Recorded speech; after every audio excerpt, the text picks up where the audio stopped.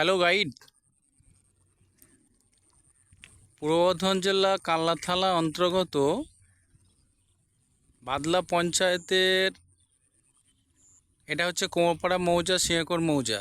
দেখেছেন চাষি ভাইয়েরা কত কষ্ট করে রাত জেগে মিনি থেকে জল ধরিয়ে সব জমি চাষ করেছিল, কিন্তু এখন দেখছেন এত বৃষ্টি হয়েছে যে বৃষ্টিতে ধানগুলো সব জলের নিচে। গ্রাম চাষিদের ক্ষতি দেখতে পাচ্ছেন কি অবস্থা, সব জল, সব ধান কিন্তু এখন জলের নিচে। আমি অনুপ কুমার বলছি। এদিকে দেখুন, এদিকে বাদদার স্কুল দেখুন, ধু ধু করছে মাঠ, সব জলে, মাঠে যে ধান চাষিরা কষ্ট করে রইল, এত কষ্ট করে সব জলের নিচে ধান। তাহলে কোনো নিকাশি ব্যবস্থা না থাকলে বা জল এত পরিমাণে জল হয়েছে যে নিকাশি ব্যবস্থা থাকলেও সাপ্লাই দিতে পারছে না। এখন চাষিদের মাথায় হাত, চাষিরা এখন কিভাবে কি করবে। আরও দেখাচ্ছি আপনাকে দক্ষিণ গড়া মৌজা অবস্থা, কি অবস্থা হয়ে আছে, একটু ধৈর্য ধরুন। দেখুন কি পজিশানে আছে, এখানে সবটাই ডুবে গেছে। তা চাষিদের কি অবস্থা বুঝতে পারছেন, এত খরচা করে এত কিছু করে যে চাষ করলো চাষিরা, সেই চাষের এখন অবস্থা কি পজিশানে দাঁড়িয়েছে দেখাচ্ছি আপনাদের ঘরে। আমি একটুখানি হেঁটে যাচ্ছি,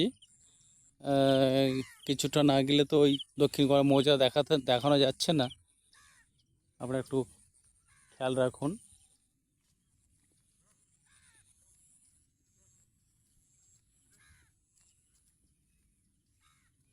আমি এখন পাকা ধরে হাঁটছি, যেটা কাঁচাগড় থেকে সাঁয়েরডাঙ্গা যাচ্ছে মাঠের যে রাস্তাটা, সেই পাকাটা ধরে আমি হেঁটে হেঁটে যাচ্ছি।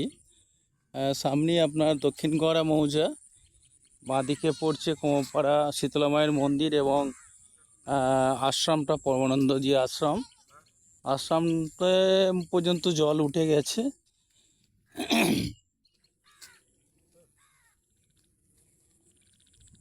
এই দেখুন দক্ষিণ গড়া মৌজা কি অবস্থা বুঝতে পারছেন। দক্ষিণ গড়া মৌজা কতখানি অবস্থা খারাপ, কি পজিশনে আছে দেখতে পাচ্ছেন। সবটাই জলের মধ্যে, জলে মানে ধানগুলো জলে নিচে। চাষিরা অনেক কষ্ট করে, অনেক পরিশ্রম করে মিনি থেকে জল ধরিয়ে চাষ করেছে, কিন্তু এখন সবটাই জলের নিচে। কি অবস্থা। এরপরে যদি আরও বৃষ্টি হয় তাহলে পুকুরের যে জমিগুলো আলুর চাষ হয় সেগুলোও জলের মধ্যে সব তলিয়ে যাবে। দেখলেন।